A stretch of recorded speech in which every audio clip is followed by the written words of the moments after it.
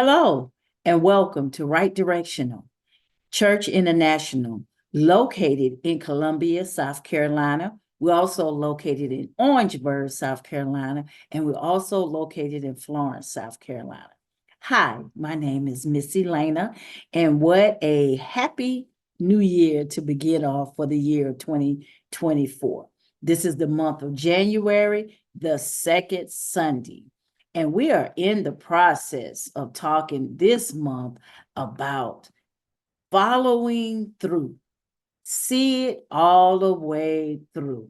Our topic for today is today's Bible story is never enough.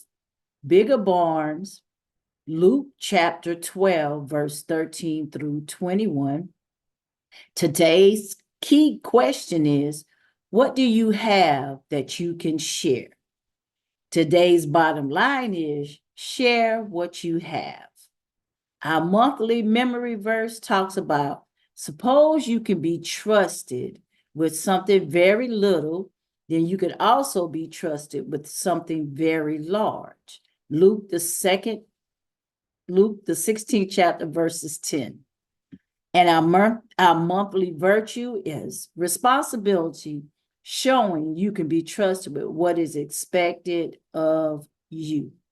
So our story today that you're about to embark on is, here you have a young man comes up to Jesus, and he kind of asks Jesus to negotiate a argument, maybe a discussion he's having with his brother about something that his brother has, and the young man wants it.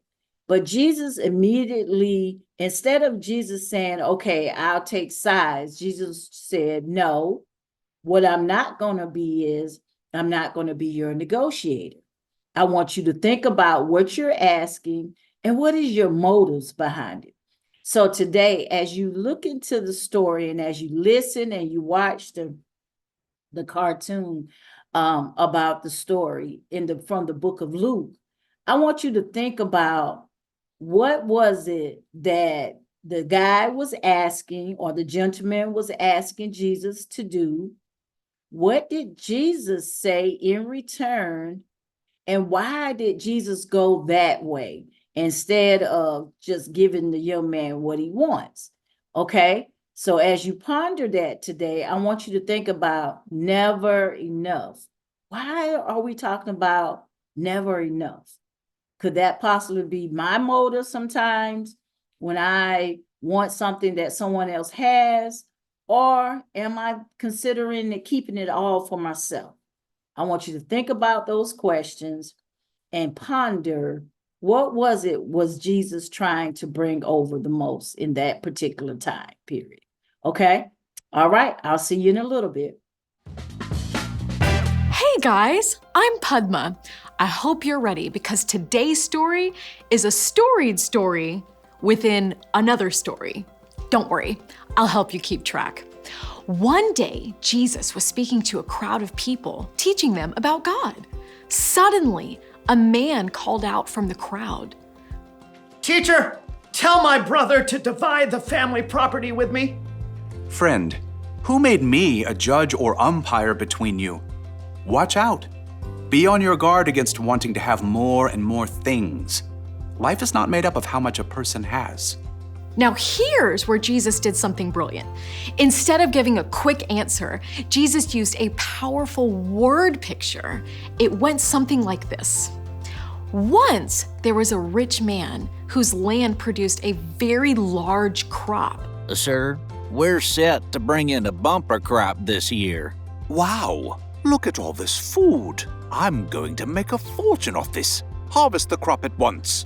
We're working on that, but there's a problem. A problem? You don't have enough barn space to store all your grain. I was thinking, well, you could share. Share? But it's all mine. Well, yes, it is. I know. I'll tear down my barns and build bigger ones. Then I can store all the grain for myself. Oh. Yay me! Now I have plenty of grain stored away for years to come. I can take it easy, relax, eat, drink, and party all night long. But as the rich man was thinking these thoughts, God spoke to him. You foolish man. Tonight I will take your life away from you. Then who will get what you have prepared for yourself?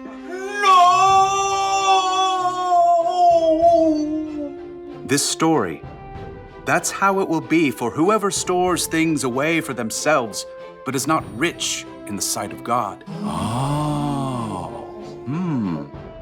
It's okay to have nice things, but our stuff should never get in the way of loving God and loving people. Everything we have comes from God, and one of the best ways we can show God's love is by sharing what we've been given. The end. 2 stories for the price of 1. Good deal. Sometimes the best deal is to give instead of holding on to things yourself. So, what's our part in the story? Whether you have a little or a lot, it all belongs to God. We have the amazing job of using what we've been given to show God's love to others. Like sharing your cookies from lunch. Ooh, or letting someone use your hoodie when they're cold. It might even be saving part of your allowance or birthday money to buy food for people who need it. Yeah, there's this little food pantry box right by my library. Anyone who can give food puts it in the box, and then anyone who needs it can get it. That's awesome! And we can share a lot more than just our stuff. Things like our time. You can share your time by choosing to read to your little brother instead of playing your own game. If you got a big backyard, you can share it with your friends and all play some soccer. You can even share your story. That seems a little big. Well, when you tell your friends about the good things and the hard things in your life and how God has helped you, it can encourage them too. Who knew we had so much to share? I love it. Thanks for sharing your time with me. See you next time. Bye. So here's the thing. Share what you have. Your stuff, your time, even your story. Speaking of, want to share with me how to make an Alaskan bullworm? It would be my pleasure. Thanks for joining us in the Story Lab. See you next time. So I can do it like that. And a pull back. I don't know if I don't think I get it.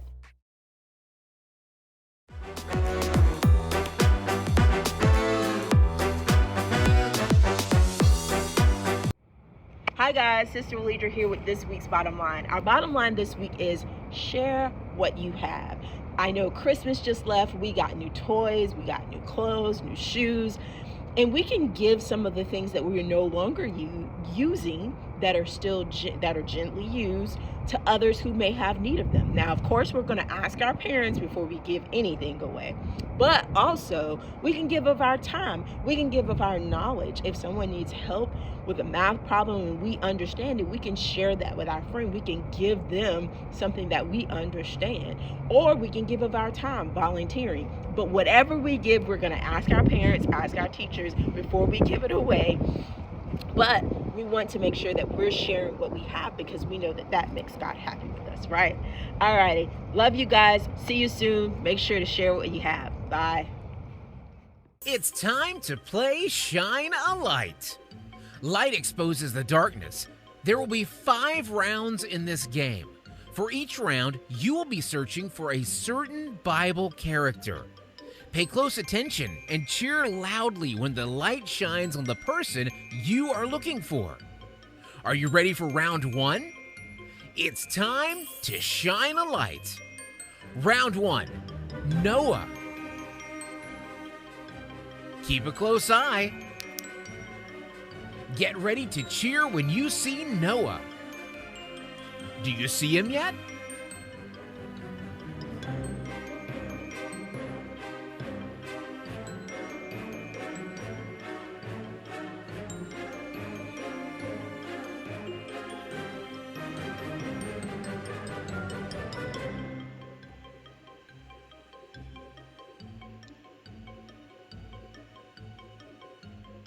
There you go. Great job. Did you know Noah built a big boat that'd keep all of his animals safe during the flood? Round 2. Mary.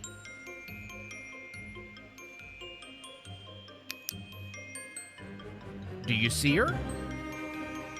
She is really hidden.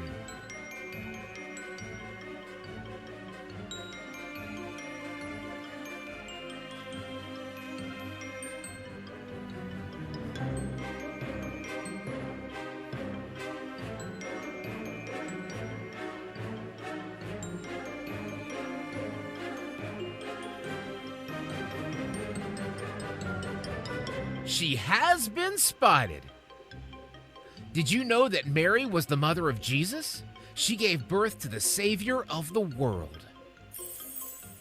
Round 3, Zacchaeus. He's going to be tough. Remember, he is a wee little man. Keep searching.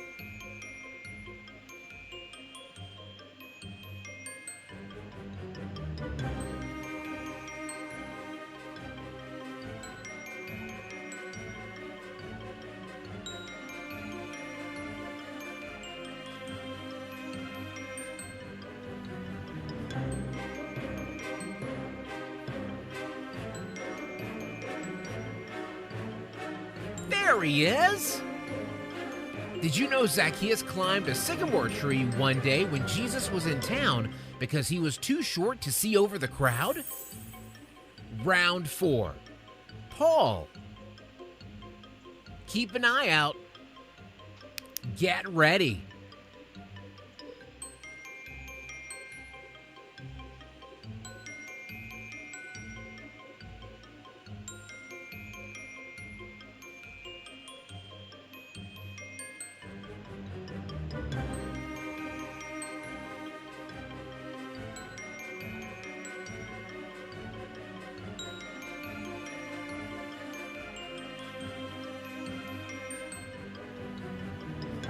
Got him! Did you know Paul wrote most of the books in the New Testament? Round 5.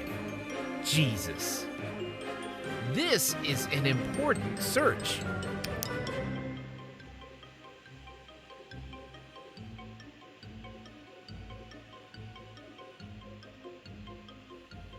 Don't give up. Do you see him?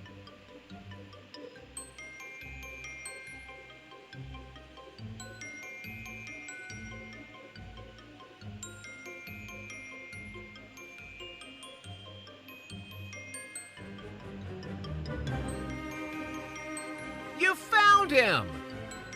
Did you know Jesus died on the cross to forgive you of your sin? He loves you. Way to go! Thanks for playing Shine a Light. Hey, you made it back. What an interesting story that was. And did you catch how Jesus responded to the young man's question? And immediately Jesus was like, first, I'm not your negotiator. I'm not going to negotiate that. Secondly, I want you to think about, are you being greedy? Are you asking for more for what? Are you asking more to keep for yourself? Or are you asking for more to give, to share? So our whole thought pattern, when we look back at our memory verse, where it speaks about, if I give you little, can I trust you with it? And if I can trust you with a little, then maybe you can have a lot. And then I know that I can trust you with that. So you ask yourself, well, I have a gift.